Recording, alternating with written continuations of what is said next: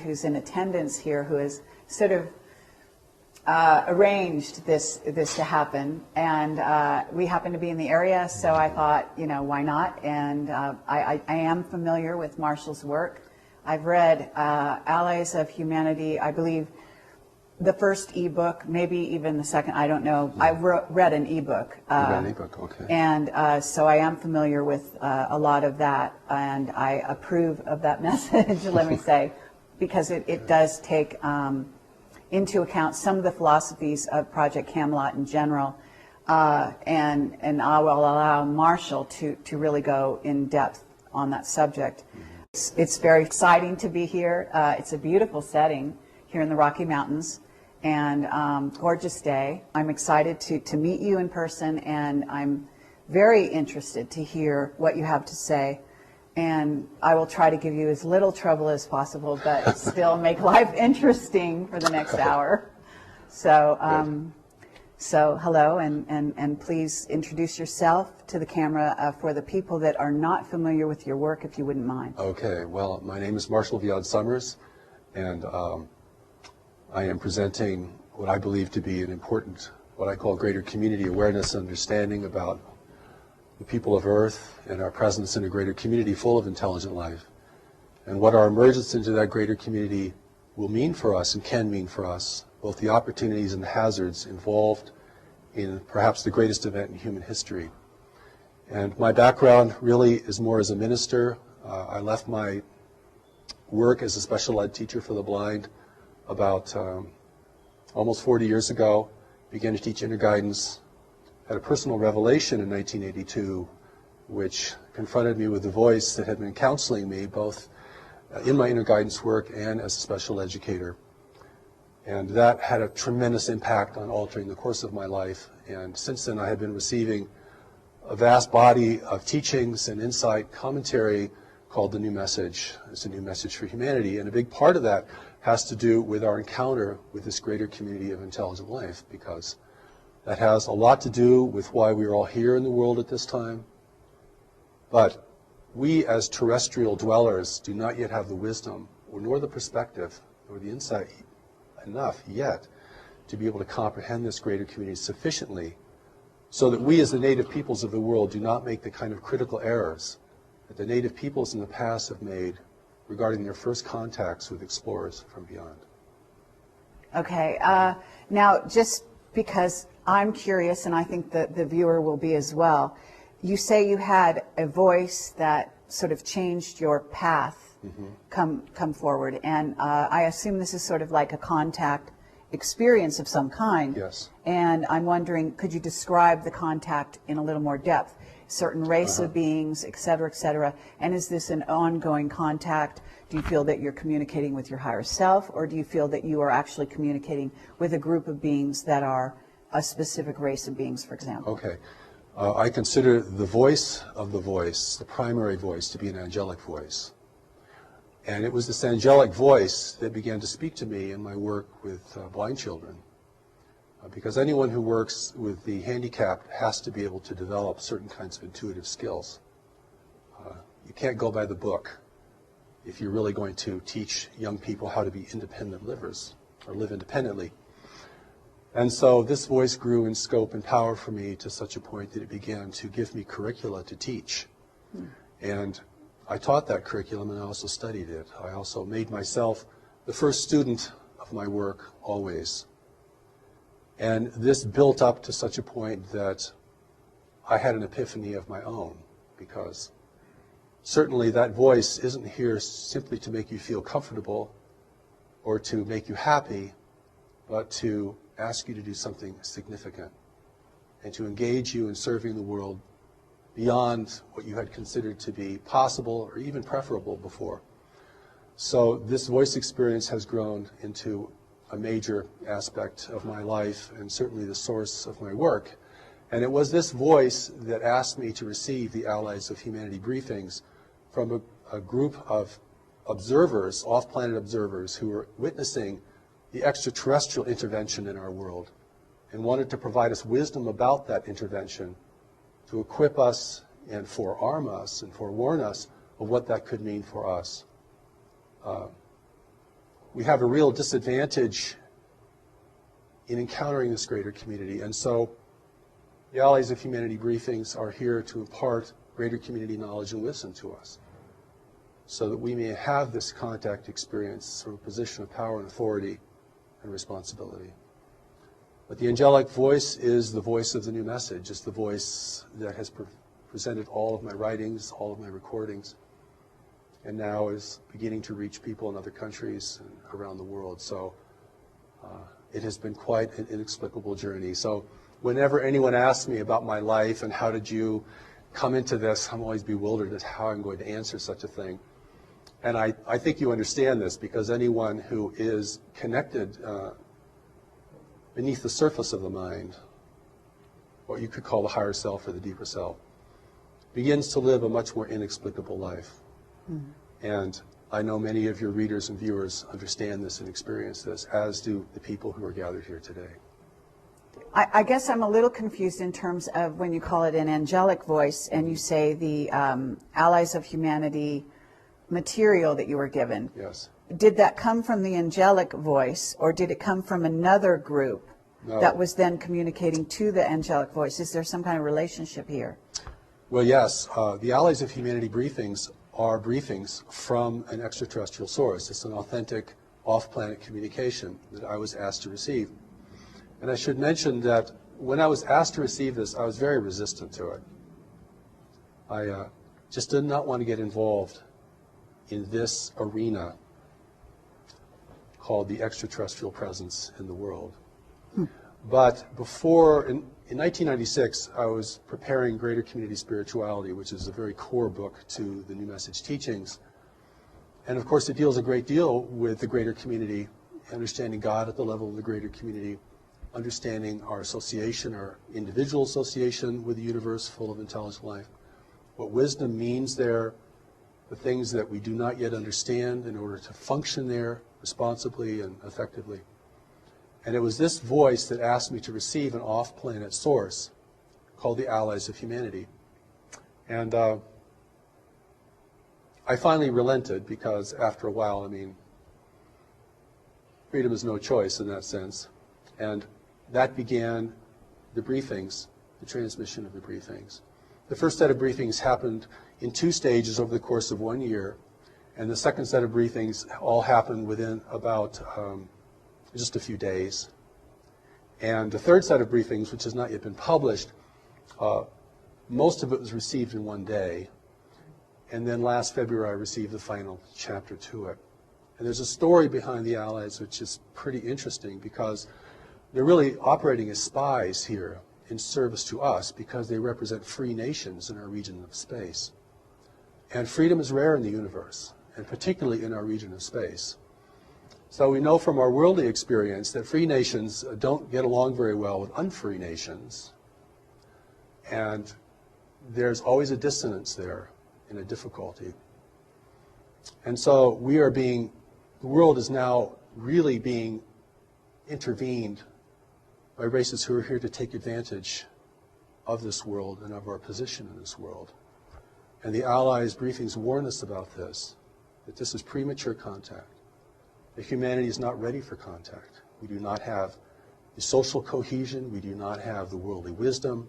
We're not prepared for this kind of engagement with races who can be far more clever and effective than we are, and who can exert much more control over the mental environment, a reality that we're only just beginning to understand. And so the briefings are really here not only to warn us, but to encourage us. Because what I see in the world today is that individuals and groups of individuals are losing confidence, not only in themselves individually, but in human institutions, human leadership. And of course, we all have good reasons to doubt human leadership. But this erosion of confidence in ourselves and one another sets the stage for the kind of intervention that is occurring in the world today, which is not a military intervention. It's an intervention of persuasion and dissonance, and it's manifesting itself in different ways. And so it's very important for us, particularly for people who have a spiritual grounding, who are focused spiritually, because we can make some very critical mistakes in assuming that whatever happens to us is the right thing to happen to us. You've heard these kind of platitudes. We're right where we just need to be. God gives us whatever we need. We can handle whatever happens. These are the kind of ideas that can really get us in trouble in engaging with the complexity of life, even as it's manifesting in our world today. Okay, well, very true words. In terms of the way the briefings came to you, can you describe how they came to you, like literally the physical way they came to you, and whether or not you say they came sort of through this this particular race or a group of races, and I'm not sure which, and whether or not they manifested to you interdimensionally, physically, or whether you were, you saw them in, however it was for you. Okay, well, because a lot of people have different question. experiences in that way when Certainly. they get telepathic information from other beings, other races, which may or may not be authentic, and coming from source and so on and so on, so forth. So can you describe sort of the nuts and bolts of that, and then we'll get into the context of the certainly. material. Well, I'll hold this in contrast to the experience of the angelic presence, which is a tremendous presence. In fact, for me, it was so tremendous that when I really was able to face it completely, it had a kind of devastating effect on my life. It wasn't a sweet and comforting kind of experience. It was more like being blasted by radiation, and it certainly created a shift in me. And so I hold that kind of experience, which is a tremendous experience presence, will fill the entire room. You can't think of anything else. You can't do anything else. I mean, it's overwhelming. And if you have not learned to recognize what it is, you might think it is a terrible thing that's happening to you. You might be terrified of it. So I've had a long runway in preparing to receive this kind of presence and to receive this communication. But the allies, I did not meet them personally. They've never visited the planet. They've never been on the planet. And they make it very clear that the real allies of humanity are not here and will not come. We can talk about why that is so from an ethical and practical standpoint. So my experience with the allies was like hearing a voice on a very long distance call. No personality, no presence, something far, far away. Because they were far away. I mean, even positioned in our solar system discreetly as they were at the beginning, they were still very far away. And so this was a divine connection that is free of mechanical interference or interception. It is something we don't know how to create. I don't know if anyone knows how to create this. And so there could be no interference from the intervention itself and no interception. But for me, it was a very faint experience compared to the experience of the presence. So no dramatic meetings, didn't get on any spaceships, didn't travel around the galaxy. I didn't do anything like that. And yet the emphasis on my receiving this was so strong. And had that emphasis not been there, I'm sure I would have just dismissed it as an errant kind of experience or an annoyance. Or no, I don't want to do that. But it proved to be very important, and I recorded it in my voice, and it was transcribed. But when I read the Allies of Humanity briefings, I know this is not coming from me. And I think especially notable in the Allies is the regard it has for humanity. A seeming regard that's much greater than I think most of us have for our own selves as a race. I mean, we're a pretty clumsy, violent, and disorganized race. Collectively, we might be fantastic individually, but collectively we don't make a very good show in our local universe. And the Allies do comment on that. But for me, the engagement was very, very subtle. But when I locked into that, it was quite strong. I mean, the words flowed, the feeling flowed, the kind of beyond words you would hear in a communication had real power and efficacy, and certainly affected me, affected the people who were the first to listen to these. But it's just my voice. Whereas when you listen to the angelic presence speaking through me, you're hearing a totally different voice. I mean, it has somewhat like my voice because it's using my body as a platform. But that's clearly not me. In fact, we listened to one of the recordings this morning in our conference, which we call the encampment. And I listened to that voice and I thought, I wish I could talk like that. I really do, and I mean that. I've tried and I can't do it. You have a 40-minute presentation, it's word perfect, every sentence is powerful, the inflections are perfect, nobody can figure out what the accent is. I don't know. All I can say is I yield to that experience and to provide it to others, see if it is valuable for them. So I have a couple different directions I want to go, and I know we have limited time here, so I'm going to try to do it easily and quickly. But so in terms of, first of all, you heard it as it was a distant telephone call. So is it in your head a voice, and then you are sort of taking dictation, writing it down, or speaking it out? No, I hear it as a voice, and then that voice locks onto my voice, and then I can speak it and record it. Okay. It's way too fast for me to write. I've never been able to write these things down at the speed at which they're given. Okay, but you're hearing, it's like a sort of clear audience. Faint little voice. Faint little voice. In fact, before I received the first set of briefings, I was kept up almost an entire weekend because I didn't really want to accept it, by this little voice saying, would you please receive us? Receive us. Receive us. And this was like a ringing in your ear. It was so continual. It's like a repeating message. And but once I locked into the voice, I could speak it. And my inexplicable training has enabled me to do that. Okay. And once you started speaking what you were hearing, and you're saying, on the one hand, you did this with the angelic presence in a certain sense, then physically, I am assuming it was completely different. Completely different. The contrast couldn't be greater. Okay. No presence, no sense of anyone nearby. You're hearing something very, very distant. It's Nothing visual? No, it's like it's coming through a tube. Like someone speaking through a long tube. Okay. And that's one of the ways that I knew that it was something very different, and that's why at the beginning I was resistant, because I just didn't want to I don't want to deal with voices I don't know, and particularly if they claim to be off-planet and physical and things like that. But what they reveal, I think, is pretty remarkable and very clear and very shocking, and not only shocking in terms of what we don't know, but shocking in terms of what we might reconsider that we think we already know about the extraterrestrial presence and what it means for our world. I'd love to go down some of these paths very deeply, but at this moment, let's talk about what it is they are talking about. What are some of the main premises that they brought forward for the people that don't know? And I know that some people, certainly in the audience, are going to be very familiar with this. But if you could delineate out some of that information, certainly, maybe quickly and concisely, and then we can go deeper into sort of the nature of some of the things you have more recently gotten. That's good. First, they want us to know that there are free races actually out in the universe.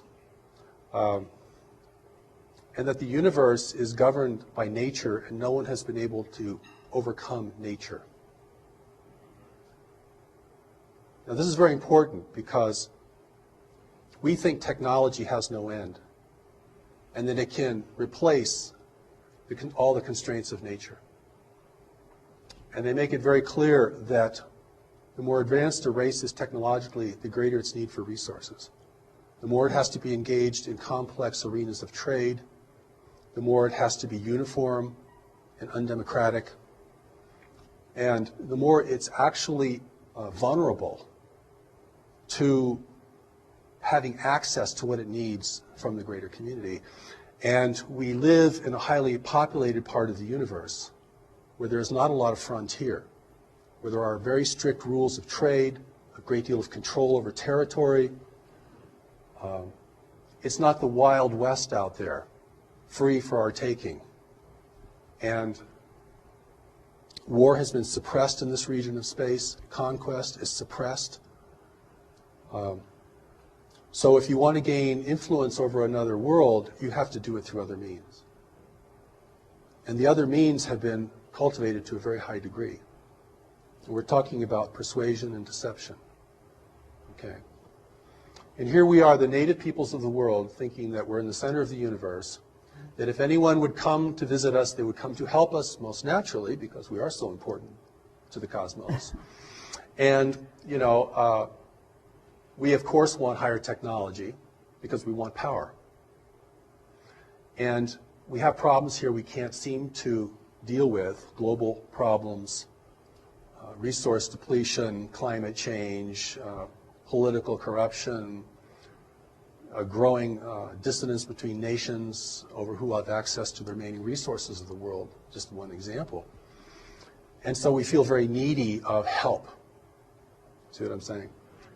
And so the Allies briefings make it very clear that those who are in the world today will present themselves as agents of change and beneficial change for humanity. The world cannot be militarily overtaken because it would destroy its value. None of the races visiting our world can live here because of the biological hazard. So they need human assistance. They need us to use the planet the way they want it used. And they'll even use all of our infrastructure. And the reason that this is new and not ancient is because only in the latter part of the 20th century have we created an infrastructure that foreign races can utilize. The native peoples couldn't do anything for them. Okay, well, what about the times of Atlantis? The world's been visited throughout its history. There have been attempts to colonize the planet. They've all failed because of the biological hazard. And biological hazard is a very big deal in the greater community, and we can certainly talk about that if we have any time. Mm-hmm.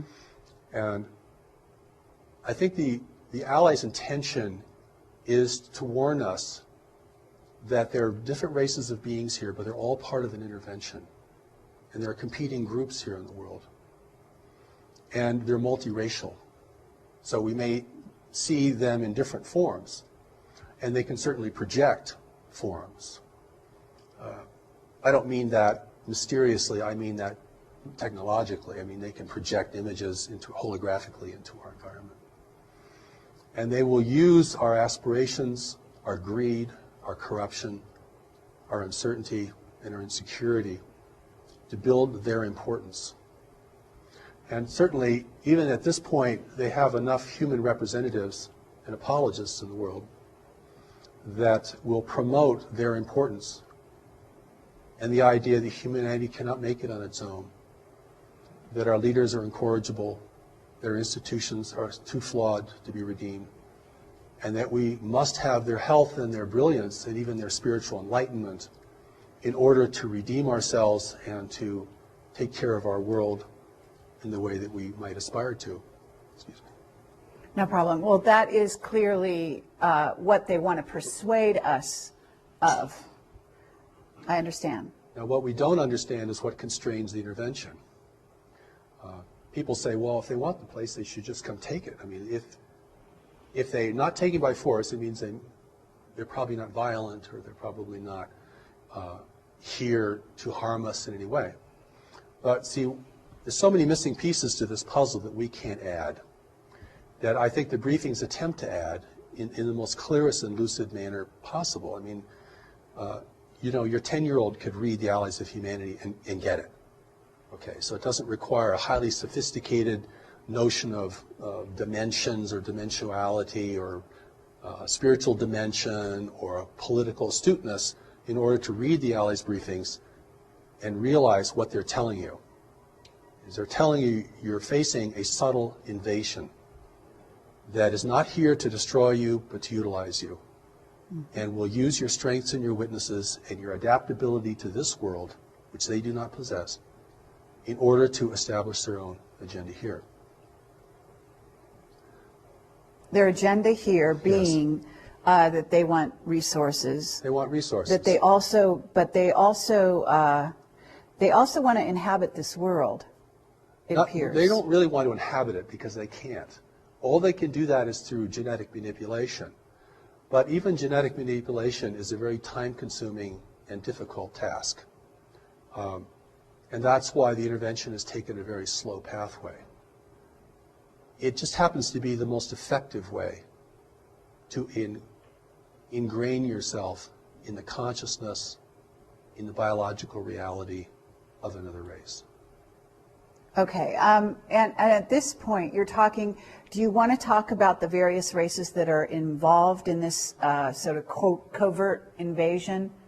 Or, you know, do you want to delineate out some of those races? Because obviously there are many, and we can't, you know, we can't list all, you know, 57 or more, because those are, you know, some of our intel that tells us that at least 57 races, but quite possibly more. That's right. And do you want to, at least for the listener, because I know that you're using terminology just in your phrasing, that if people aren't quick and don't already have a background in this, they might actually have misunderstood what you said, because you'll say foreign, and they may think, well, you know, we're in the United States, maybe he means France, you know, and I, just because, you know, I catch it, because obviously I'm used to thinking along these lines, you know, but what I'd like you to do is, we're talking about an invasionary force, because people are very sort of hyped up on the notion that, oh, maybe we'll be invaded sometime in the future. A lot of movies bring that possibility forward. Certainly.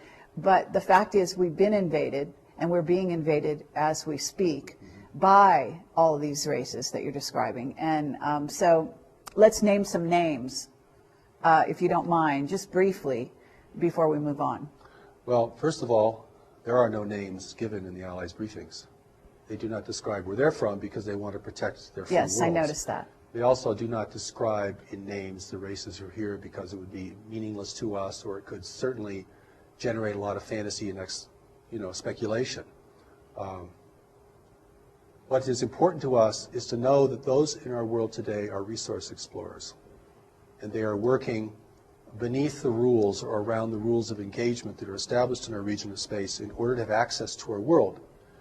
If it appears to outside observers that their presence here is not resisted or denounced, then they have, within the rules of engagement in our region of space, they can be here without setting off alarms to their competitors or establishing official oversight problems. The official oversight is there's no government ruling the universe, but there are governments ruling trade. And trade rules everything for advanced nations that are interdependent with one another. And that is where the control is demonstrated. Advanced intergalactic nations. Yes, intergalactic. Advanced nations. And there's so many things here that, you know, whenever I talk about this, I have to kind of paint a picture in the background, because the picture is very different than what most people think today. We either think that the off-planet intelligences and races are either very demonic or very angelic, or we think there are good ones and bad ones. You know, there are good guys out there who are going to help us, there are bad guys who are not going to help us. The briefings themselves kind of set the record straight that in order to create an unambiguous situation on Earth, those potential groups who were visiting at earlier times are not here, because we don't have the ability to discern, we don't have the subtlety or the insight to discern friend from foe. You cannot tell an ally from an adversary unless you're very skilled in the mental environment. Very intuitive, very insightful, literally a seer. Okay.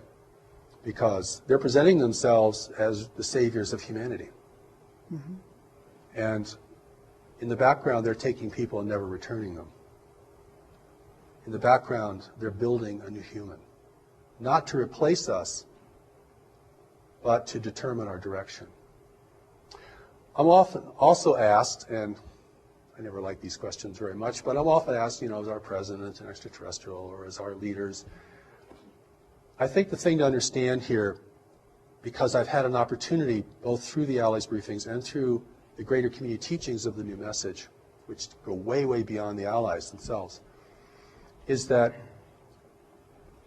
those individuals that are being prepared to be in the world are here to advise the leaders. They're psychic, they're powerful, they're brilliant. You can recognize them if you have the eyes to see, but most people will not recognize them. Mm-hmm. They're not in positions of leadership, they're unaccountable to the public, you will rarely see them on camera. This is how an intelligent race gains ability and influence and control without the people knowing it.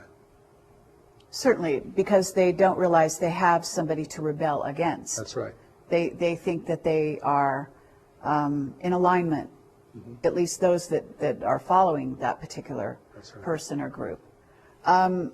Okay, so we have also, you made an interesting statement a ways back in which you said that in this area of I guess you said the galaxy, they don't allow, there's a lot of control and they don't allow war. That's right. And what I got was an overt war. And I wish you could talk about that a little more, because that's an interesting statement. And, understanding in when I'm talking to you is what I have is a body of knowledge that comes not only from my own intuitive information, but also from the contacts, the whistleblowers, and the people that are feeding me information behind the scenes. So I have gotten some descriptions that dovetail, if you will, some of the things that you're saying. And, too strong a way to put it would be evidence. But I certainly have witness testimony that would maybe substantiate some of the things you're saying. So what I'm trying to do is find out whether or not they reveal themselves or they reveal more about this picture. So when you say that there's control in this area of the galaxy, who's in control? And if there's no war, in a sense, we know there's a war. Certainly there's a war spiritually. Oh, very much so. And so, but there are ways that this so-called war manifests, and it sounds like there's limitations in the way the war can manifest in this area of the galaxy. Limitations is a good word. Large nations, if they become involved in networks of trade, have great influence over each other. And it's a very competitive environment. The universe, our universe that we're going to have to deal with, isn't a big frontier with a bunch of uninhabited Earths out there that we can go migrate to when we've just completely used up this one. I mean, and this reality is a very competitive reality. And so the skill in mental environment, the skill in persuasion, the skill of seers, the skill of things that we might hold to be very spiritual but now have been used or are used in a very mundane and even invasive way are used a great deal. I mean, once the rules are established, everyone figures out a way to get around them or to skirt them or to operate within them effectively. And of course, we're like the young child that goes into the big city. No, we don't know anything about the social reality, the political reality of that metropolis. And it's our naivete and our innocence that makes us probably endearing. I think you get this sense of endearment when you read the Allies briefs. They really think we're very sweet, actually. But they also indicate that, some things we don't know that could destroy us. And not having any idea of what the reality is beyond our solar system is a tremendous disadvantage. So those forces in the world today are not, operating in a military sense, but they're infusing themselves into the hierarchies of religion, government, and probably even more specifically or more greatly in commerce. Okay, but we do have war on this planet, and it right. is orchestrated, even from behind the scenes, by these so-called persuasive contacts or entities or races, as you call them. But there's also, from what I understand, there's also literal war taking place in the solar system and outside the solar system between some of these races. And yet you're saying there are limitations. So I guess what I'm curious about is not so much what's allowed on Earth, although certainly that's part of the question, but what is allowed in, let's say, what's allowed in our solar system? Because I've gotten information as to certain groups that are actually maintaining what you might call, what they call outposts on the edges of our solar system that either allow some craft in or don't allow some craft in. In other words, kind of maintaining trade routes, if you will.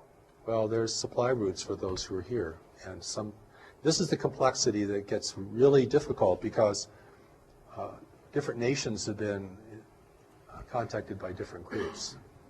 And certainly, I'll say a few things that might shed some light on this. One is, if you want to gain ascendancy in the world and have your presence be the most trusted presence, then you have to weaken the strongest nations.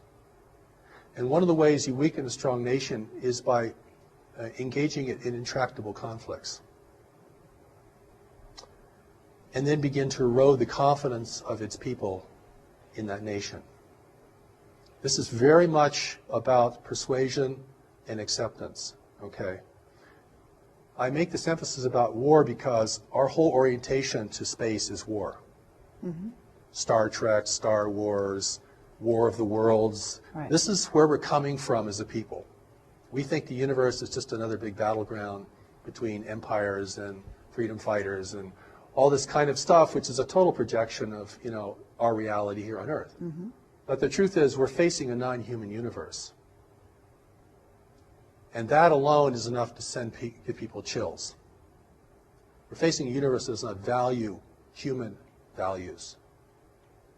But we're also facing a universe that, like every other creature, requires resources to live, has to deal with competition, has to deal with provision, has to coexist with others. So our emergence into the greater community is an emergence into a much more sophisticated and complex environment. And we're going to emerge into this greater community because we can't stop. It's happening, not because we're going out and finding out what's out there, but because what's out there is coming here. Mm-hmm. Not all of what's out there, but some of it. The briefings also indicate that there are very few worlds in the universe who know of our existence. That's an interesting statement. Those who do know keep it a secret. Fewer competitors. Or the freedom-loving races certainly don't want anyone to know because freedom is rare in the universe, and you begin to promote the idea that there's this beautiful virgin world down here being despoiled by its native peoples, its stewards, then you're going to have a lot of intervention. It's in the Ali's briefings talk about this, as well as the New Message Greater Community teachings, is that we're following a very normal path of self-destruction. Mm-hmm. That most races that become technologically endowed begin to outstrip their world's resources and are usually engaged in the greater community not because of their explorations, but because the greater community arrives, offering gifts with its secret plans. And that's how that is the inducement. The inducement is not just to be a conquered people, because we'd resist. And if we resist, they couldn't function here, and they destroy the value of this world. But if we can submit, and if our desires and our ambitions can be enticed, then that's the best weapon there is to make the enemy drop their weapons and join you according to the engagement that you present. Okay, so on a certain level, what you're talking about, because as above, so below. Mm-hmm. So there's a certain level at which I can use certain phrases like being co-opted. So if I'm here on Earth and I have a corporation and I co-opt the opposition mm-hmm. by bringing them on board to my agenda, mm-hmm. or even a portion of my agenda, and not tell them about my hidden agenda, then I'm co-opting them because yes. They're, if I'm Coca-Cola, I get them to, to drink my Coke and maybe make a great deal with them. And if they're a lesser power, a lesser powerhouse, corporate speaking mm-hmm. in the world, then they come on board and they think, oh, they got lots of bells and whistles and they get to be my so-called friend. But in reality, that's not really what's going on there, right? That's right. I'm Coca-Cola and I'm going into Africa and giving them Coke, mm-hmm. free Coke, even whatever. I give a lot of things away right, initially. Sure. And then they become my friends, and then they let me in, and they let me buy land, they let me build corporations, build, That's and right. then pretty soon I'm employing them, but pretty soon I'm also ruling them because I'm employing them. That's right. And so on and so forth. So by the same token, if we go off planet, a similar thing is going on. We bring in, they bring in the bells and whistles, which are free energy, technology to go off planet. Mm-hmm. The idea of terraforming other planets is very appealing to a race that is despoiling their own planet, right? Certainly. So there we have techniques to go off planet, to make going off planet more easy, and also to inspire them to possibly go to other worlds where they can then create a safe place, especially under the juncture of where we are now at, where this world is not only on a precarious road in terms of being spoiled by technology, but also by our misuse of technology, but also by earth changes that are imminent and beginning to happen.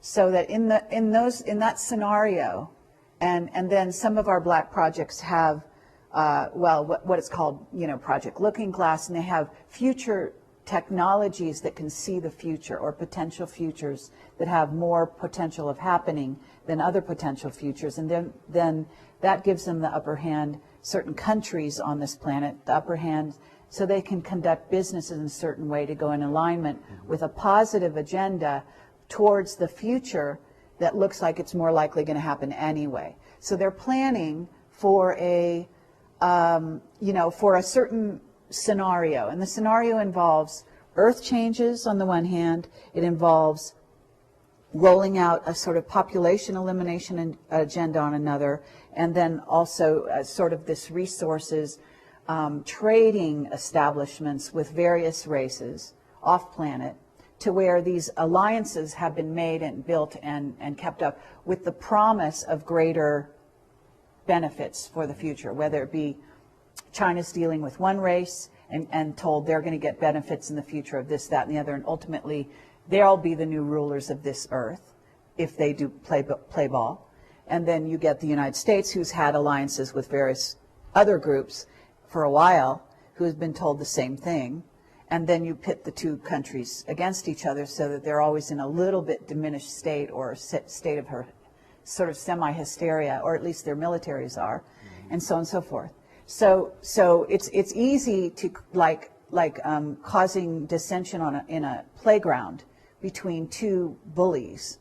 If you get the bullies fighting with each other, they're not going to really be watching what you're doing anyway, and you're over here sort of taking their gold and telling them, it's a good thing for you because you're going to back them in the future and all that kind of thing, right? I think you begin to get the gist. This is very, it's a Sorry very, for very that. well, no, but it's very well said. And we're, even today, even in the world even without an extraterrestrial presence here, we're starting to learn about the power of influence. This is not, in most places in the world, this is not gunboat diplomacy anymore. This is about dependence. A nation becomes dependent upon what you purchase from them or provide them, then without changing their flag or their language, you begin to determine the course of their destiny. Mm-hmm. You don't really want to occupy them because that is way too expensive and difficult. You don't want them to resist you because that's way too difficult. And this is beginning to give us a picture of how nations influence one another in a greater community, where the level of sophistication is much, much higher, and where the psychic abilities are much higher. So I always want to take this into a larger arena of life, and also I hope we have time to talk about what the connection is to our core spirituality, because we are in the world today for a purpose, each of us. We're here to be in a time of transition and danger in the world. The greater community, certainly many people feel connected to it anyway for reasons that they probably can't explain very well. And it's certainly going to be part of our collective and individual destiny. The fact that it's still, barred from the social discourse doesn't diminish the fact that it's centrally important to our future and to what kind of world we're going to have. But it's very muddy water. And even the truth has been so sullied. I gave a presentation in Denver about 10 years ago to a group there, and a young man came out and he said to me afterwards, he said, there hasn't been anything clean about the extraterrestrial presence for 25 years. And so, we have to look now at what our relationship with this greater community is, our relationship with this intervention. I mean, not the whole universe is intervening here. I mean, we're just part of a larger environment, and we've come of age. Mm-hmm. We've reached puberty technologically, okay? We're now subject to greater interests, and we're also destroying the planet, the wealth of the planet, the wealth that others would value. It's biological wealth. When I say resources, I'm not talking about, coal seams. I'm not talking about the kinds of things that we think are really important. I'm talking about biological elements in a universe of barren worlds. I'm talking about blood, talking about plasma, talking about cellulose. I'm talking about the building blocks of life. This is precious stuff. The recent Allies briefings say, you have no idea how important a tree is. So it's really important for us to begin to get a more greater community perspective, if that's possible, than simply projecting all of our values out onto space, which will never really inform us of what we're dealing with. And that's what I think the Allies briefings, the greater community teachings of the new message, give us an opportunity to step out of this and to see the universe in a more prosaic manner, not a multi-dimensional, not in a way that, is extremely subtle, but in a way that's manifest, because we have to deal with the manifest reality before we can deal with the subtle reality. If we're running out of money, or if we've got a tumor in our side, right, or if we've just lost our house, that's a lot more important than our meditation practice for that day. And so it's the manifest reality we have to begin to get a handle on. And that's not as complex, I don't feel as complex, or as mystical, because this is level confusion. Level confusion is a real problem here, because there are different levels, and the levels present different kinds of things to us. But if we miss the fundamental level, that we're the native peoples of the world, encountering resource explorers that we know nothing about, whose intentions are never revealed, whose activities are surreptitious, whose impact upon people is generally destructive and manipulative, then we have to deal with it at that level primarily if we're going to be a free race in the future. If we can't deal with it at that level, if we get lost in the dimensionality of this whole phenomenon, which is big, we're going to sell the world away or give it away. And we're going to do that. It won't be taken from us. Okay. That's the difference. You see, this is where human responsibility or ability to respond becomes critical. And in the New Message teachings, one of the important things about greater community spirituality, spirituality of the universe, is this reality of knowledge. Because, and I'm going to use this word in a different way. I'm not talking about information or book learning or what we learned in high school or university. I'm going to talk about knowledge as a deeper mind. We can call it higher self, Christ self, Buddha self, whatever. This mind operates beneath the surface of our worldly mind, our intellect, which is pretty much totally conditioned. I mean, you're never going to totally recondition your personal mind. I mean, it is thinking how culture thinks. It is thinking according to our biological and social realities. It can think better, and it can be valuable, but it is very, very ingrained. Excuse me. Knowledge is really important here because it's the only part of us that cannot be manipulated. Okay. And I want to take knowledge out of the religious realm, if I can, or the high spiritual realm, because there's so many things associated with it, and bring it down into a kind of a consciousness baseline. This is the well of what you know and can know, and your ability to know. Mm-hmm. This is the part of you that's still connected to God.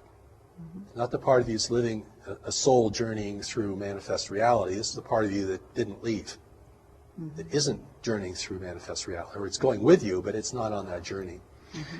This is the only part of us that cannot be manipulated by any worldly, extraterrestrial, interdimensional, anything. And this is important because this is the source of our strength and our integrity and our ability to see. if that does not become the emphasis of an evolving humanity, then we will be seduced en masse. And we'll be seduced in a way we never thought we'd be seduced. And how we'll be seduced is being offered what we want,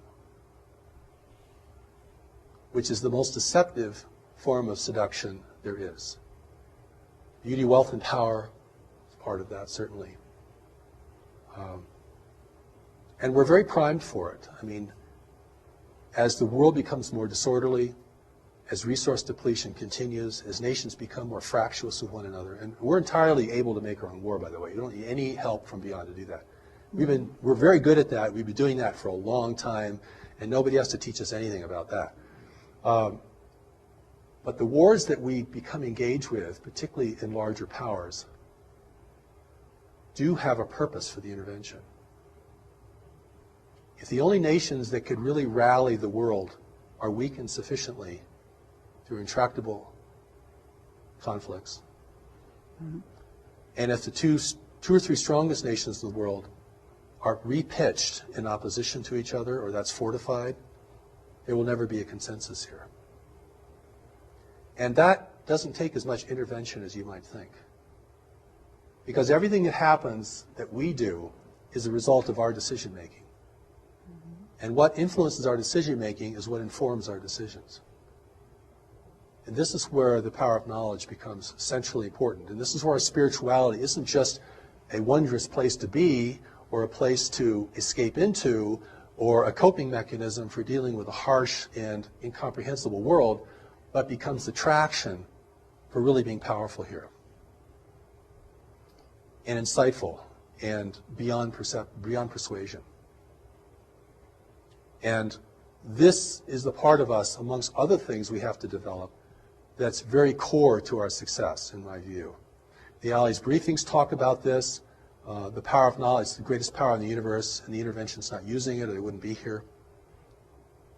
At that level, you can see this clearly. This is not a mystery. I've gone to conferences that said, this is not a mystery. And everyone's like, what? Because keeping it a mystery is part of the deception.